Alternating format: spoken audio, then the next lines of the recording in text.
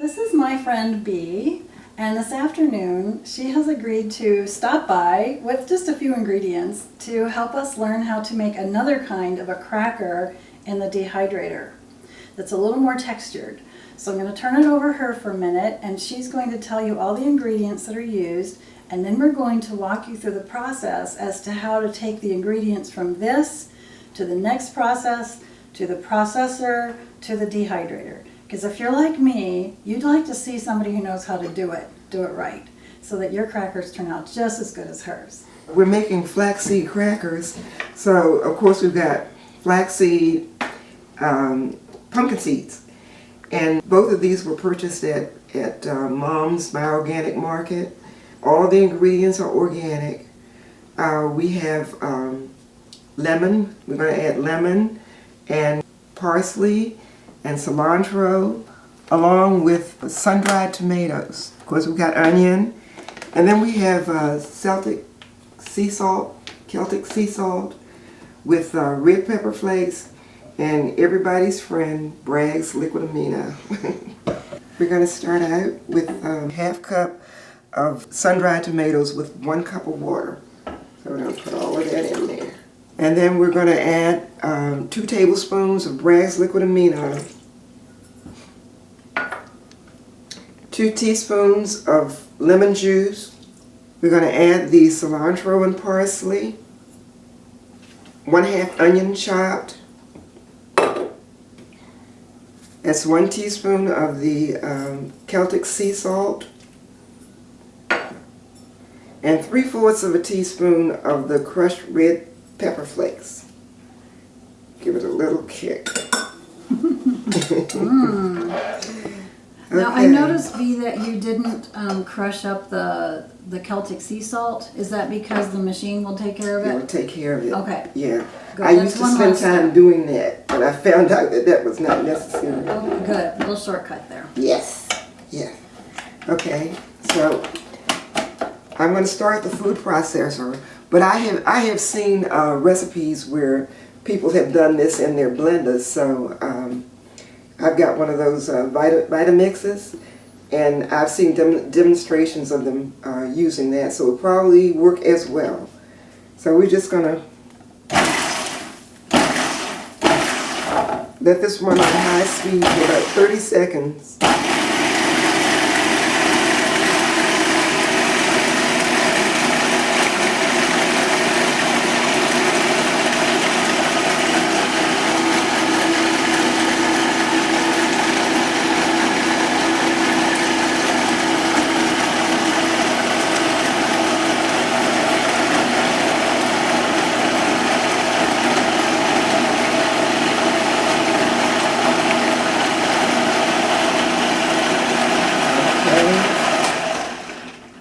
That's about it. You can really smell it, can't you? It smells delightful. Okay, now we have here the flax seeds. They were soaked overnight. That's 2 cups of flax seeds in 2 cups of purified water, and just let them soak all overnight, and you'll see that they're very gelatinous, really sticky. To that, I'm going to add 1 cup of ground pumpkin seeds, and I coarsely ground these in my coffee grinder. I'm going to add all of that, our mixture, to the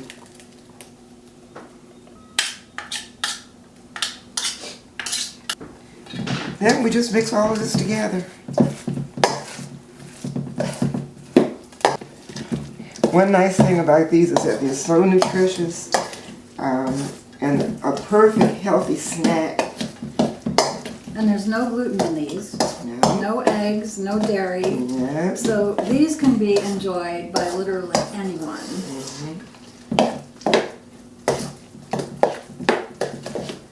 Okay, then the next step is to spread the mixture out on one of the trays. I have an Excalibur dehydrator, and these liners come with it, but you can't put your mixture directly on the liner because it would seep through. So you'll need one of these Flax trays, Flax sheets. And I divide my mixture in half because this mixture is enough to make 2 of these sheets.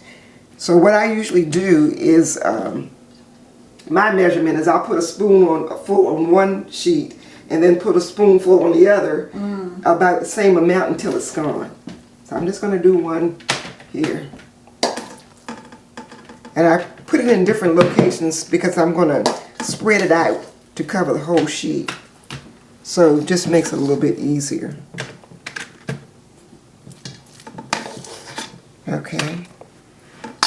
Then I've got this offset spatula, which makes it a little easier than the regular spatula to spread out. And you just spread it out, and it doesn't have to be beautiful. You want to spread it thin. It doesn't have to be beautiful. But you do want to spread it out over the whole sheet. So while you're doing that, Bee, can I ask you, where did you get this recipe from? Well, actually, it's sort of a compilation of several recipes that I have gotten from health food books, different recipes, and I just modified them according to my taste. And that's the great thing about flax crackers. You can put, practically anything. You can really just make it to your liking. I've seen recipes that included carrots, chopped carrots, zucchini, bell peppers, and they've added, such spices as chili powder and garlic cloves. So. But this is a recipe of things that you like. Yes. That you like. And Yes. I've tasted these crackers, so I like them. So, very nice. Okay. So you just keep Thank working you. it until Yes. it's... Until you get it to the thickness that you want. I've seen some people make them like slices of bread, so into large crackers. But I prefer the thinner ones.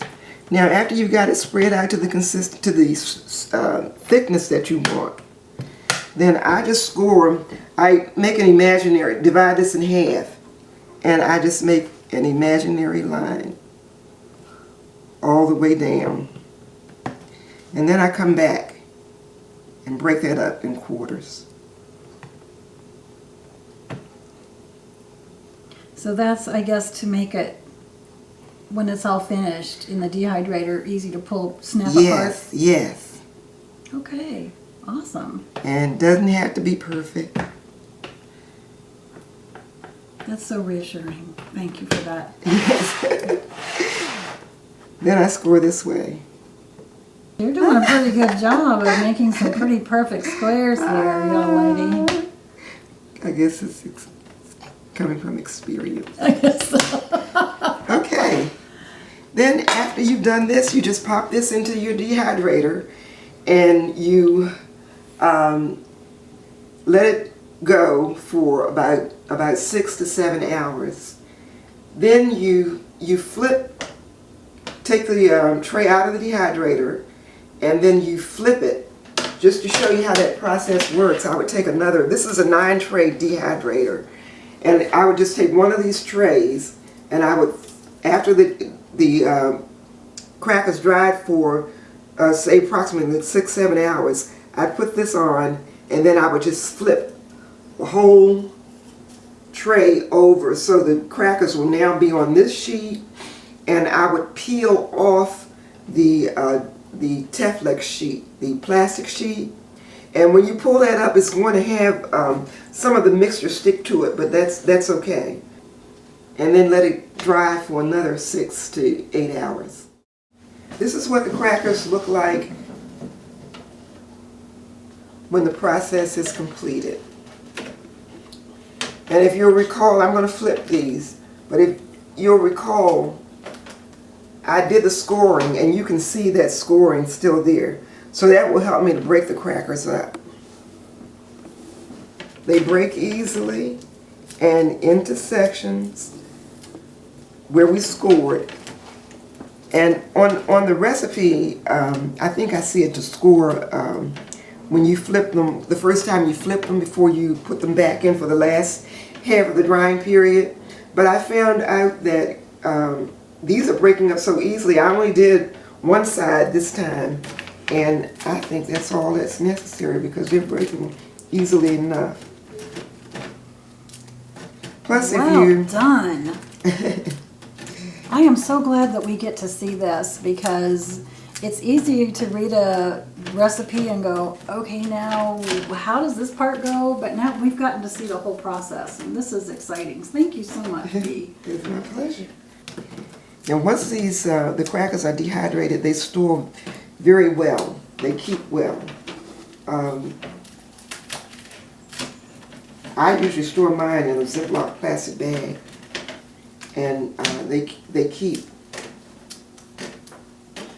So let me just ask you, about how long does a Ziploc bag full of these beautiful crackers last in your kitchen or your house? In my house, they last for a couple of months. Ah. My sister loves them. Hers lasts about a day. She doesn't need a Ziploc bag. Okay, now suppose you're watching this demonstration and you have none of the tools to make the crackers, but you will someday. You can purchase these type of crackers at, I've seen these at Whole Foods. It's the only store I've seen them at. And these are called Flackers, and they're a similar cracker, and there's a couple of different flavors. There's a plain one, and then there's this one that's savory, and this one that's dill. And they're pretty good as well. So I really want you to I want you to be encouraged that you can actually purchase these kind of crackers if you need to. But always when you get to make your own and get your own flavors in them and you know where everything came from, that's really the best. And then here's another cracker that I like to recommend for those who need to eat gluten-free and wheat-free and everything else free is Mary's Gone crackers. And they are also a dehydrated cracker that have lots of seeds in them. So there's a couple options here. So this is good and this is really good. So I'm going to show you how to make a really easy dip for your flax crackers that Bee just made. And I'm going to show you how to make a very easy homemade olive tapenade. Now after buying olive tapenade at outrageously expensive prices for many months, I started looking at it and going, what is in here? Could I make this? Yes, I could, and it's wonderful. So here's what I'm going to put in this olive tapenade. I'm experimenting a little bit today. So we've got our Kalamata olives, and always make sure to buy the pitted ones because I have made that mistake before and I'll never make that mistake again.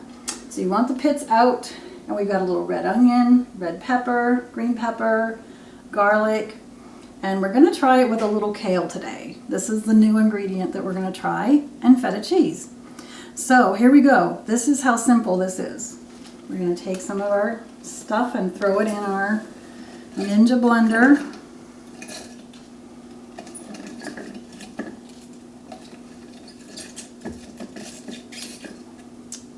Let's see here. We're just going to grab it. So we cut it all up. We throw it all in. There are no measurements to this. It's really based on your own taste.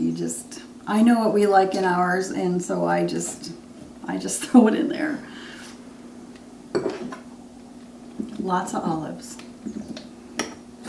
You just kind of stuff it all down in there. You see how hard this is? Mash it. I'm going to save the feta cheese for a little while because that doesn't need so much chopping as the vegetables do. Okay, so here goes my little gasket. And then we have our motor. There we go. Okay, so here we go. Ready, set, push. Magic. Okay, now I'm stopping there. That was 5 pulses, I believe, 5 or 6. I'm going going to stop right there because sometimes we like what we call a rough cut tapenade. So I'm going to take some of the rough cut tapenade out of here and show you what it looks like. It's in pretty big chunky pieces.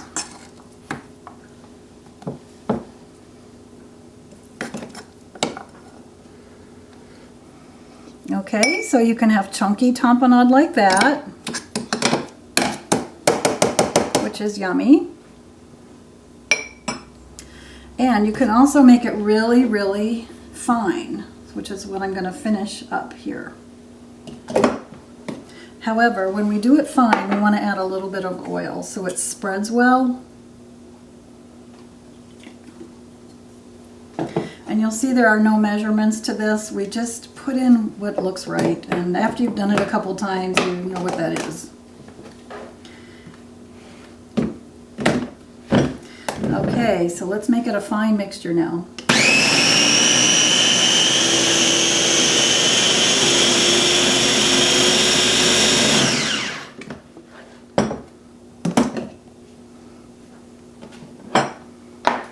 Looking pretty good. I'm going to mash it up just a little bit more.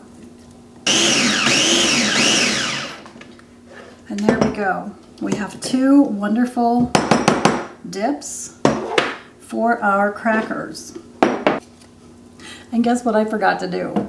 I forgot to add the feta cheese. So I'm just going to do that right now. That happens sometimes. I get so involved in what I'm doing I forget an ingredient. So this is how you fix that. Is you just put it in separately and mix it in. You can't have tapenade without feta cheese in my book. Being half Greek, you just have to have feta cheese in there. I'm going to put this back in. It's going to like be super ground now.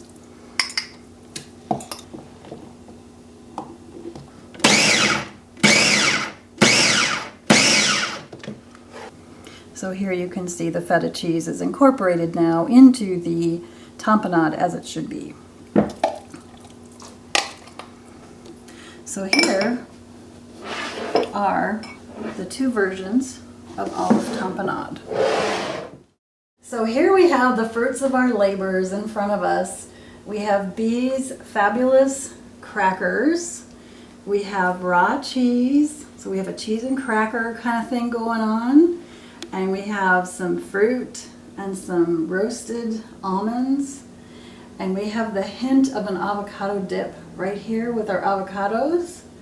And then we have our olive tapenade, and then Bee brought a raw taco dip that is, she says, is very good to dip the crackers in. So we have the makings of a small party here.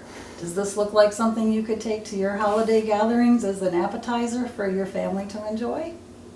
I can already tell, this all smells so good. I wish y'all could be here and smell all this food. It's wonderful.